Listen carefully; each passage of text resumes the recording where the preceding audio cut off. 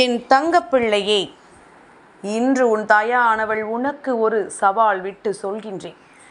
இந்த இலையை இன்று இரவுக்குள் நீ தொட்டு விட்டாயானால் என் குழந்தையே, உன்னுடைய வாழ்க்கையில் மிக பெரிய அதிசயம் ஒன்று சர்வ நிச்சயமாக நடந்தே தீரும்.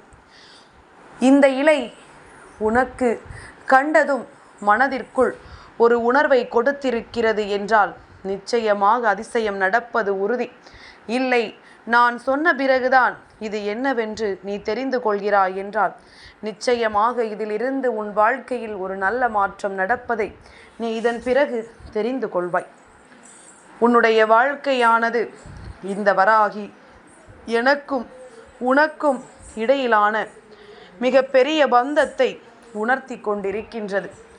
நான் உன்னுடைய வாழ்க்கையில் எவ்வாறு இருக்கின்றேன், எந்த இடத்தை நான் உன் வாழ்க்கையில் பிடித்திருக்கின்றேன், இந்த வாழ்க்கையில் உனக்கு என்னவெல்லாம் கிடைத்திருக்கின்றது, ஏதுவெல்லாம் நடந்திருக்கின்றது என்று என் குழந்தை நீ யோசித்து, நான் இருந்து உனக்கு நடத்திய அற்புதங்கள் எல்லாம் என்னவென்பதனை நீ யோசித்து பார்க்க வேண்டிய நேரம்.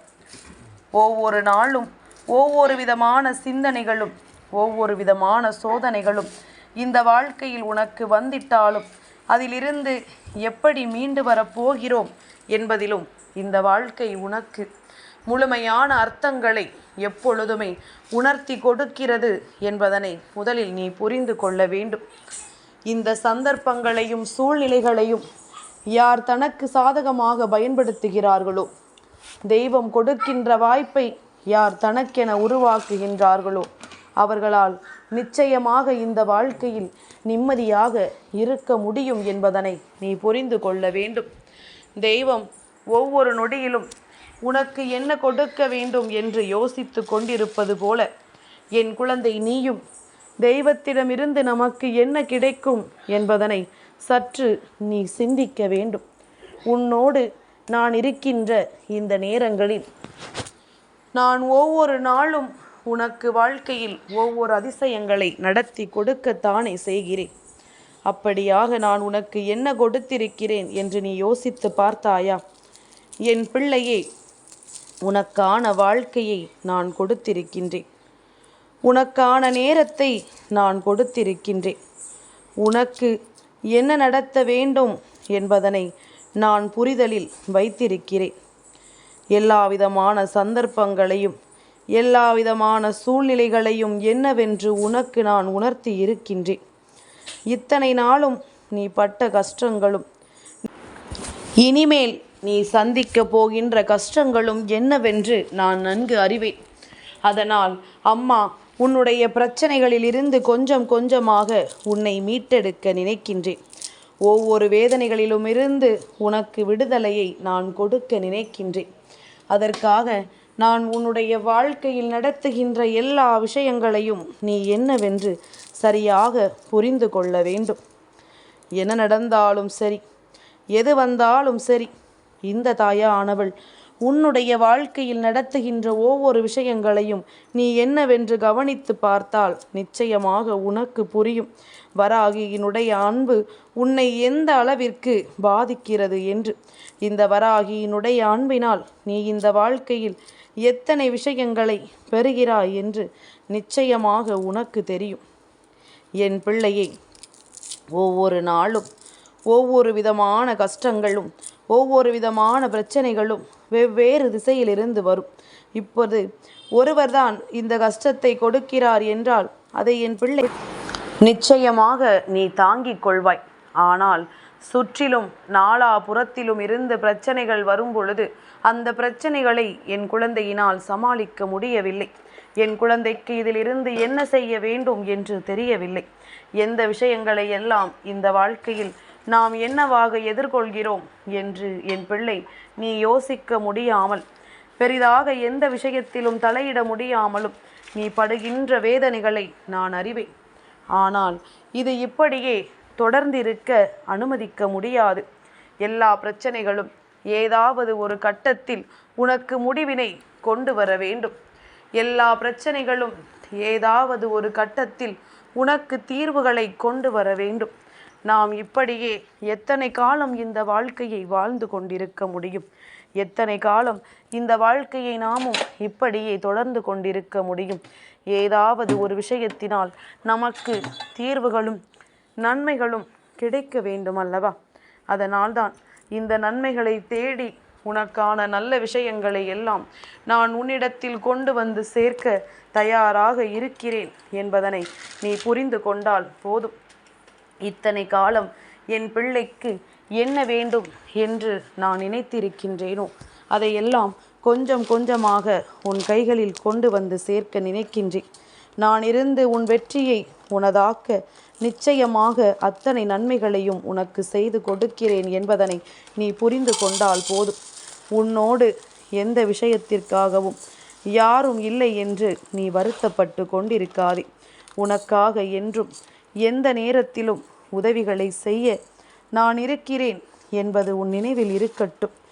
எக்காலத்திலும் என் பிள்ளை வாழ்க்கையின் சந்தர்ப்ப சூழ்நிலைகளை எல்லாம் புரிந்து கொண்டு நீ உனக்கான அத்தனை நன்மைகளையும் பெற்றிட இதையெல்லாம் நீ முன்னெடுத்து வைக்கிறாயோ, எதுவெல்லாம் நீ உன்னுடைய முயற்சியாக செய்கிறாயோ அதையெல்லாம் அப்படியே என் குழந்தை நீ சரியாக செய்து கொண்டிருந்தால் போதும். எதிர்பாராத நல்ல விஷயங்கள் எல்லாம் இந்த வாழ்க்கையில் உனக்கு நிச்சயமாக நல்லபடியாகவே நடக்கும். அம்மாவினுடைய அன்பும் அம்மாவினுடைய அக்கறையும் என்றும் என்றென்றும் உன்னை நல்லபடியாக வாழ வைக்கும் என்பதனை முதலில் நீ புரிந்து கொள்ள வேண்டும். என் குழந்தையே, சந்தர்ப்பங்களும் சூழ்நிலைகளும் சர்வ நிச்சயமாக உனக்கான நன்மைகளை எல்லாம் உன் கைகளில் கொடுக்கும் நேரம் என் பிள்ளை, நீ உன்னை சுற்றி வந்த துன்பங்களினால் அதுவெல்லாம் என்னவென்று உணராமல் போய்விடுகின்றாய். உனக்கு இந்த வாழ்க்கை எத்தனையோ பிரச்சனைகளை கொடுத்தது, எத்தனையோ துன்பங்களை கொடுத்தது. ஆனால் அதிலிருந்து மீண்டு வரக்கூடிய ஒரு நல்ல எண்ணத்தையும் உனக்கு கொடுத்தது.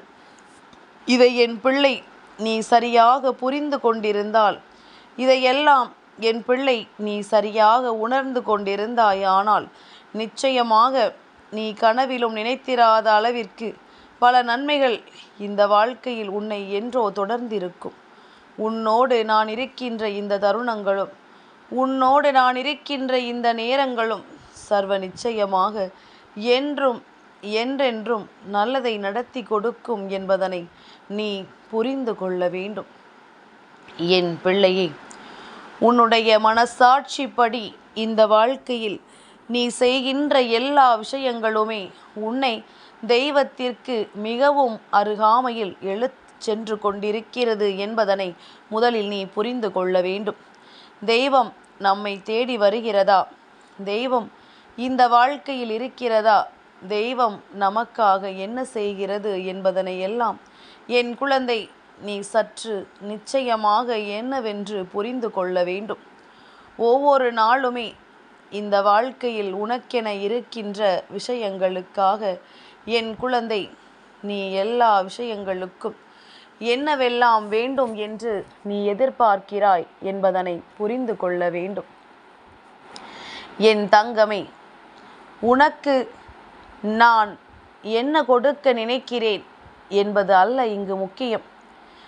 நான் கொடுக்கின்ற விஷயம் எல்லாம் இந்த வாழ்க்கையில் உனக்கு எந்த அளவில் உனக்கான நன்மைகளை உன் கைகளில் கொண்டு வந்து சேர்க்கிறது என்பதனை நீ புரிந்து கொள்ள வேண்டும். நல்ல நேரம் உனக்கு வாய்த்து விட்டது. நான் நீ நினைத்ததை எல்லாம் உன் கைகளில் வெற்றியாக கொண்டு வந்து கொடுக்க நினைத்து விட்டேன்.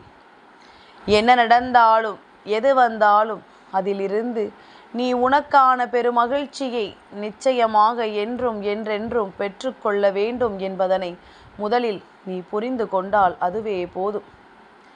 என் பிள்ளையே, சந்தர்ப்பங்களையும் சூழ்நிலைகளையும் உணர்ந்து விட்ட பிறகு என் பிள்ளை நீ இந்த தாயானவளினுடைய அன்பிற்கு அடிபணிந்துதானே ஆக வேண்டும். இந்த தாயானவளினுடைய அன்பிற்கு என் பிள்ளை நிச்சயமாக நீ அடிபணியத்தான் வேண்டும். வேறெதுவும் இங்கு உனக்கு இந்த வாழ்க்கையில் பெரிதாக தோன்றிவிடாது. என் குழந்தையே, உனக்கு நான் இன்று சொன்ன விஷயம் நான் சொன்ன இந்த ஒரு இலையை நீ தொட்டுவிட்டால் போதும் என்றுதானே? இந்த இலையை தொட்டதனால் என் பிள்ளைக்கு இந்த வாழ்க்கை என்னவெல்லாம் கொடுக்கப் போகின்றது? பொன்னையும் பொருளையும் அள்ளி தெளிக்கப் போகிறதா? இல்லை, என் பிள்ளையே, உன் வாழ்க்கையில் உனக்கு நிம்மதியை கொடுக்கப் போகின்றது. தெய்வத்தினுடைய அன்பும் அருளும் ஒருவருக்கு கிடைத்து விட்டது என்றால் சர்வ நிச்சயமாக அதன் பிறகு இந்த வாழ்க்கையில் உனக்கு நடக்கின்ற எல்லா நல்ல விஷயங்களுமே உன் வாழ்க்கையில் உனக்கு நல்லபடியாகவே நடக்கும் என்பதனை நீ புரிந்து கொள்ளப் போகின்றாய்.